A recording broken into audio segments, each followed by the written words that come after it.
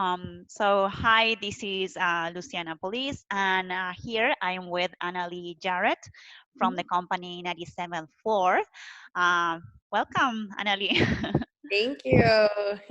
Yes, so thank you very much for helping us in this research. As I was telling you, we're trying to find out what are the main challenges that you're having today. But I especially wanted to contact you because your company was named as one as a best place to work by Inc. Is that right? Yeah, yeah, we're excited about that. Well, congrats. That's great thing. I can imagine winning that award. Yeah. And well, that's why I said, okay, probably you have more innovative ideas on how to engage your employees. Main part is how you keep the culture, right, while everyone is Yeah. working remotely. So the first thing I would like to know, well, if maybe you can tell more about your company and how did what happened when all this started Mhm. going to this new normal, what the company did and how you started trying to solve it. Yeah, yeah. So 97th floor, we have a unique setup. So this transition actually has not been too hard on us.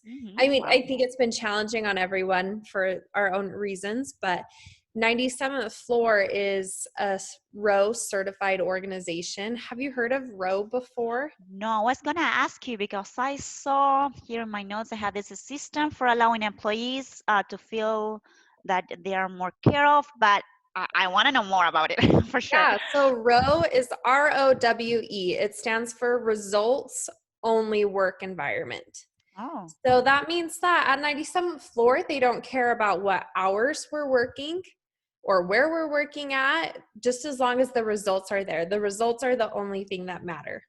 wow. So we have an office space, and people are obviously welcome to go into the office whenever they want, but it was never required for people to work in the office.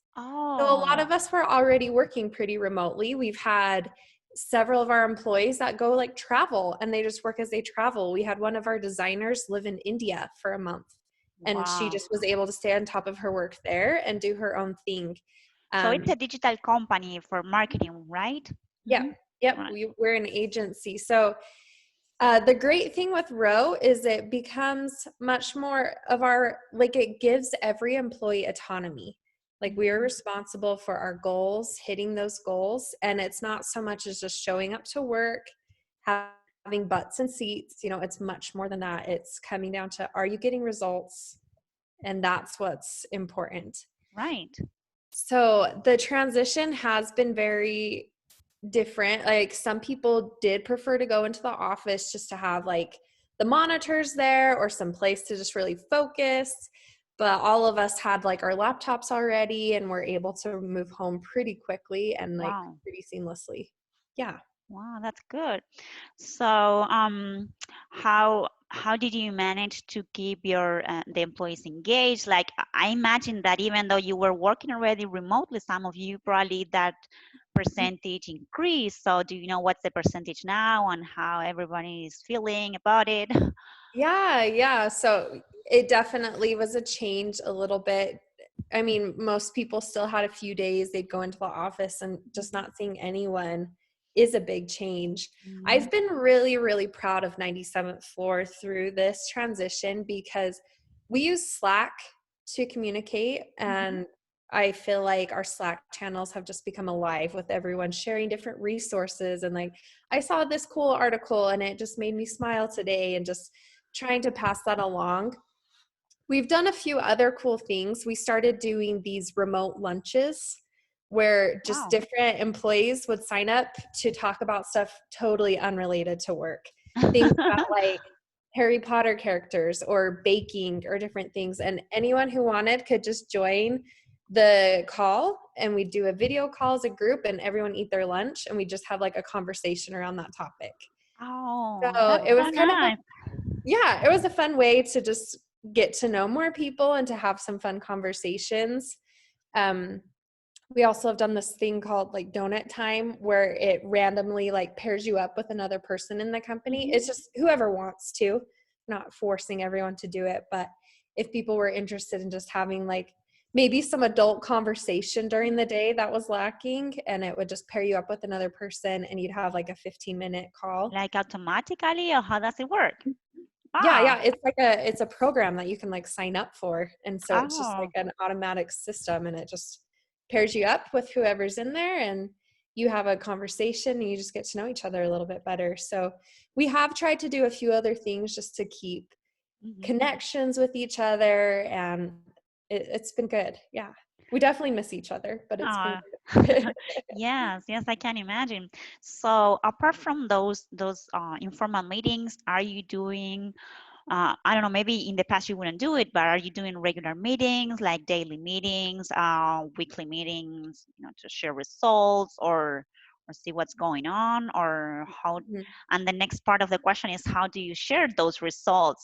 If you share them only in the meeting, or because if you're saying you have this raw method, it's based on results, so there must be a place where you share that, or is that only one-on-one? I don't know. Yeah. No, that's a good question. Our meeting setup hasn't specifically changed because of Hmm. this. Like we mentioned, we kind of already had people working remotely and different things. The way we've kept track of like results and communicating, we do a once a month all hands meeting. Hmm. And it has been a little unique the last few months because it's been totally just virtual. Everyone's Right. joining virtually, but those ones, each department reports on just kind of like what has they've accomplished through the month, and we're able to hear from our executive team and what just like how the state of the company's doing. Our executives are very transparent, and they try to let us know like here's where we're at, here's our plan, and it's been really great. It's a time of uncertainty for a lot of people, Hmm. and I think the transparency has been really helpful because Right. it's really easy to look and see like, oh, there are huge unemployment rates right now, and this is happening, and I saw this in our industry, and it's just so easy to get in your head and to get in a downward spiral. So it's been really great to have like our CEO or COO come on and be like, this is where we're at, Mhm. and this is our plan, and like this is what's going to happen, and no one needs to panic. We have jobs right now, and like if something dramatic happens this month, this is the steps we're going to take. And I think it provides everyone like a little bit of just comfort in our hearts to know like, okay, we're doing okay. They just shared with us like some numbers, and two, they have a plan. Like no one can really see what's going to happen with the future, but they're considering my job and they're considering all of us, and they're not just going to like let us all go. They have a few steps and like already a roadmap of how to handle this. So Oh, that's wonderful. Yes, transparency is a key element for employee engagement, right? yeah, Hmm. yeah. And then as far as like communicating results beyond that, it's really just depending on the teams. Hmm. Each team is kind of like their own little unit, and they have like an account director over it, and they have like one-on-one meetings with the people on their team, and just kind of reporting that way one-on-one to really check individually on how people's goals are going. Okay. And do you use like self-organizing teams, or is just a regular setting for teams? Like self-organizing teams are more autonomous, or they don't have a leader, or all your teams have more kind of like the traditional setting with a leader? Yes. Yeah, our teams do have like a leader. They have an Mhm. account director over it. For our industry specifically, our teams are a little bit more unique because for a lot of like creative agencies, they'll have like a design team and a writing team and like all of these things, where our teams are much more focused on our clients. So we have like people from every department all making up one team. Okay. So Mhm. people on teams will kind of have different groups they meet with, where like they have their individual team that they're reporting to the account and they're working on those clients, but then they might also go meet with other people in their department just to get like more knowledge about like best practices and how they can be improving, and that kind of making sure they're keeping up with the standards for our company. So kind of there's multiple layers within our team system, but people report back directly to like their account directors. Right. Oh, that's really interesting when you have these multidisciplinary teams, Hmm. right? So Yeah. you are saying it's unique in your industry. I think Yeah. it's like a new trend, right?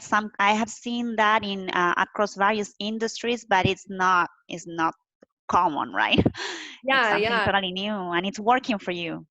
Yeah, we love it because it helps, as we're like trying to do work for clients, that Mhm. it's not just like, okay, we'll like go get this designed, but they have like a dedicated designer like right on that team that knows like what their style guide is and what the fill should be, and the writer knows the voice, and they become experts in that industry and can really create like authoritative content on it. So it's been really important to just make sure that we're providing the best content and value for our clients by really truly knowing who they are and what they're trying to do. Right. So your customers are in the US or also outside the US? Also outside, Oh, I primarily in the US, but we do have some international as well. that's good. So you mentioned that you have leaders or these account managers or directors that you mentioned. Mhm. So did you train them in a specific way so that they could manage first they can manage these multidisciplinary teams, but also in this particular case, right, with all what we're working on, all the crises, as you mentioned, Mhm. employees are kind of uncertain on what's going to happen. Did you talk to them or each of them had to manage their own way? I don't know. Yeah. No, I mean, each team kind of is like their own little small unit, and they all have like individual needs based on like the people, because we care about the people, and like no two people have the same situation. Some people have a lot of kids at home and some people don't. And Right. so we've had to be flexible with just like what the needs of the individual are. But definitely the account directors have been supported where they've been able to meet with other members of the executive team to figure out like, okay, how should I handle this? And they get to meet with each other and strategize of like, do you have a good way to do this? And so, yeah, Oh, they have meetings all together to really collaborate and get ideas of how we want to proceed forward. There needs to be like uniformity as a mm, company, so right. just letting them know like, this is where we stand, this is what we're doing, but also providing that support where they can collaborate and share what's working and what's not working. Oh, well, that's great. And as you are talking about like following like the company rules or the mindset of the company, so do you have certain rules that are written that define the culture, or it's uh, like do you have a list of saying, well, these are the things that we want from the people that we hire, or this is what the Mhm. kind of behaviors that we expect? We have like, I don't know, 10 rules, 15 rules, or not? How is that standardized or defined? Yeah, for sure. That's a great question. So we have 5 guideposts, and Mhm. that directs any decision we make as a company. Oh. And those 5 guideposts are our clients, the careers for our employees, charity work. We're a Pledge 1% company, if you've Mhm. heard of that. Mm-mm. Um, yeah, No. so we donate 1% of our gross revenue every year Oh. to charity. Um, and then leadership and legacy. So Mm. every Wow. decision we make needs to be impacting one of those. We're not just going to do it. You notice that like revenue is not Mhm. on there, so we're not just making decisions based 100% on revenue. We want to be considering the careers of the people, considering our clients, considering the legacy of our company, that kind of thing. So those are our 5 guideposts. Wow. And then as far as like hiring and bringing in new talent and people Right. like within our culture, we have values. We have 7 values that we look Uh-huh. for in people. And those are autonomy. That obviously, with our setup, it's really important. Tenacity, Mhm. innovation, selflessness, ownership, optimism, and Kaizen. I don't know if you've Oh. heard of Kaizen Oh before. yes, I'm a quality engineer, so Kaizen is my Yeah. my mantra, Some let's say. people are like, did you just make that word up? It's a Japanese word that means. Yeah, exactly. Wow. So, well, tell me more about it. Tell me more about Kaizen and innovation. How do you manage that, or how do you, like? I think that probably you have a process to encourage people to do improvements uh, during normal situations. But are you having the same approach today, or have you changed that? Yeah, that's a great question. I feel like it's a little bit with like values. Mhm. Values are a little bit hard to like strictly judge people on. You can't be like, you've checked all these boxes, therefore you are selfless. So Exactly. it's really something that we try to like promote out in like what we're doing. And when we're hiring, just like, we're really looking for people, and some people, it's just like not a good fit for them. Mhm. And they're like, it's kind of funny to see people come in that case, because they're like, whoa, like I need a little more structure, I need a little bit more of this, like, and you're like, okay, like your autonomy maybe isn't quite the same level as like what we do here. Right. So So you I feel would like it think, kind of is like a self-filtering system, right. but just kind of the expectations, I feel like, um based on like just the work that we share, the awards we're winning and stuff, it's really easy to see the sense of like, okay, this is where we're going. These are the expectations from people. And Mhm.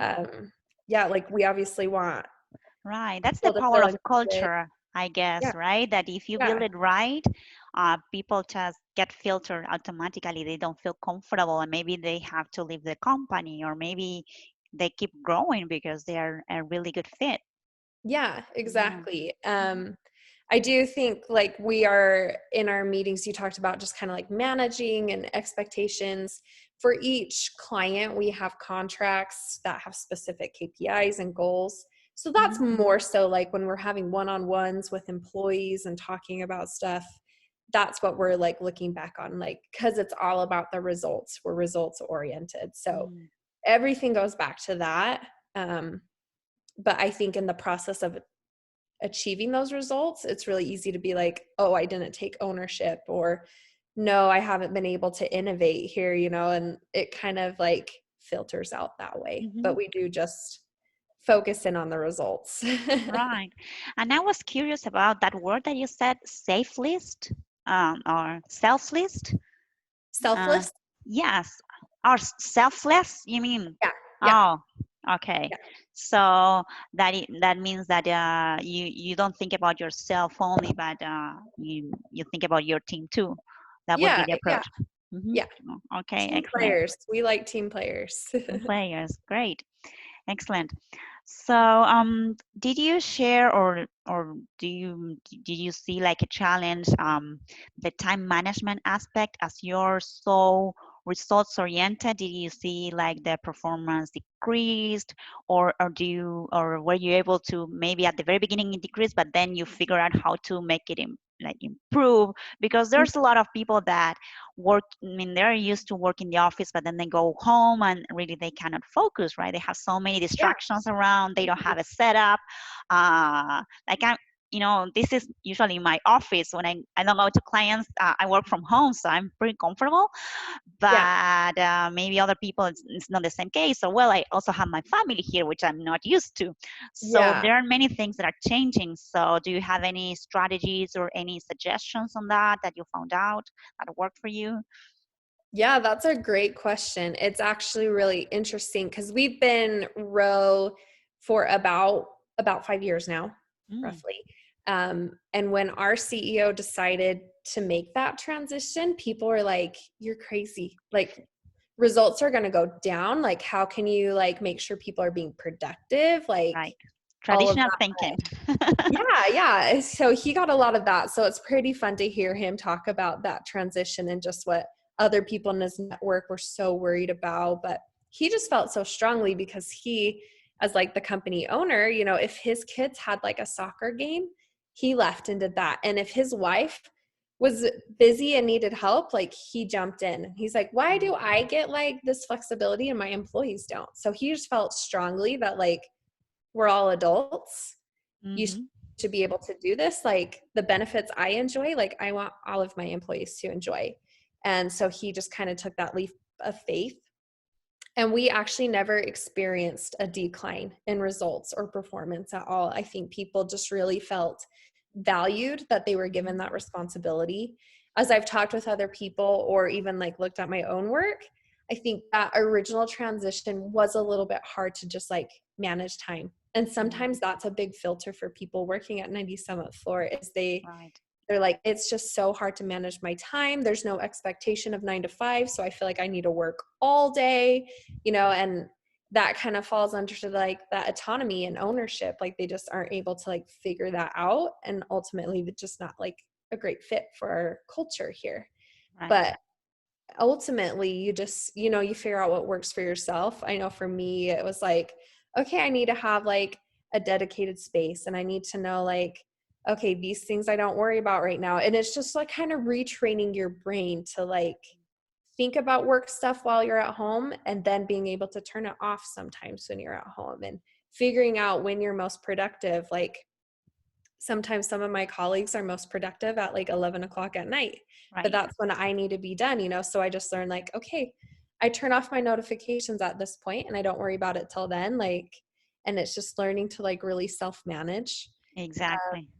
But I think that's different for everyone, and what that looks like and what helps you find that productivity. Right. And did that change during COVID? Do you think that there were employees struggling with that, or you basically seem it think it's okay? Like if you had that system before, it works perfect, and we're still on the same page. Yeah, I think it has changed for everyone a little bit differently. Like for me, I don't have my husband still has to go into work every day, and we don't Oh. have kids at home. So Hmm. I'm just here, and it's really easy for me to continue focusing.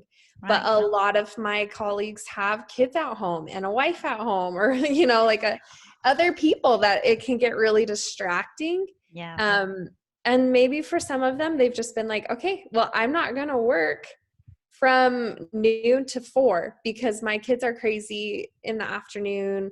We need to just like make this a positive experience here at home. And then they get back on and finish up their projects at night when like their kids are in bed. So I think a lot of people have had to do some adjusting to their normal, Hmm. but I think they've been grateful to have the flexibility to figure that out. I think it would have been a lot more stressful if they're like, it's 2 o'clock, where are you? Like Right. obviously if it's a meeting or something, you need to be on it, but to just have that flexibility of like, right now is so hard for me, but 8 o'clock, so easy. So just Right. making those adjustments. That's wonderful. That's great. And you also need to learn how to understand your coworkers, right? Maybe you don't have issues, but you know that the other person may have, or work differently. As you said, I work 11 p.m. while the other work at 8 a.m. Well, that's fine, and Mhm. understand that. Oh, Yeah. that's I great. think within that, like it can sound a little bit like jumbled all over, like if people are working all different hours. I know for my team, we have a once a week team meeting. It's Mhm. Thursdays, 10 o'clock. We all get on and we're like, hey, this is what we're doing. I have questions for you. And so we still have that time, like we're all getting on and we can collaborate and just like hash out all the questions we have really fast. And that's been super helpful of like, okay, I wasn't able to get a hold of people yesterday. It must have just been like a hard day for them, or had a lot of other projects going on, or maybe other personal things came up at home. But I know I have this time tomorrow that we can just like hash it all out, and that's been super helpful. Right. Are there any tools or that you would recommend to work online, like for doing these meetings? Do you use any brainstorming tool, or you just communicate like we're doing right now with Zoom, or I don't know. Yeah, You may no, have other we ideas. use Zoom. We also use like Slack for internal communications. So what is And that? then Slack, Slack, SLACK. yep. It's just like a chat that we use Okay. internally, and you can like attach files. And then we use monday.com, Oh, if you've heard yes. of them. Yeah. And that's where we kind of manage like all our projects. And it's Mhm. really easy to like kind of see like, oh, they're working on this. This one hasn't been started yet. So that's been a good way to just kind of organize all the work. Right. And do you use any tool like Agile or Lean or anything like that, or not to improve, or no? You Nope. just I have think your those own. ones are just like, if people find it personally Mhm. helps them, they could totally jump in. But Monday.com, Slack, and Zoom are kind of the tools that we use universally as a company. Right, right. Excellent. Okay, I think you've shared a lot of very important information. So I really appreciate that. Is there anything else, Annalee, that you would like to talk about, or anything that you would like to recommend, or what are the next steps that you're gonna, maybe you're going back to normal soon or not? I don't know, whatever you feel uh, to talk about, please. No, everyone at 97th Floor just feels so grateful that we've had the tools and the support system to really be able to continue our lives during this crazy time and to feel Mhm. supported and to just, we're grateful to have jobs. Yes, That's that's huge right. right now. So yeah, we're just super, super grateful. Yeah, if anyone is interested in learning more about Row and just kind of how we have our culture set up, I'd be happy to connect people to talk more with like our COO who's over all the operations, and he loves to talk further about culture and all those things as well. Excellent, wonderful. I really appreciate it. Thank you very much. So if anyone is interested in your company, they can check you on which social media. What would you prefer? LinkedIn's probably LinkedIn. the easiest. Yeah. Yeah. Excellent, wonderful. Well, thank you very much. I hope you keep staying safe during these times. You. And again, really appreciate all your input. And thank you very much again, and have a very great day. Hey, you too. It was nice Thank talking to you. you. Bye bye. Bye.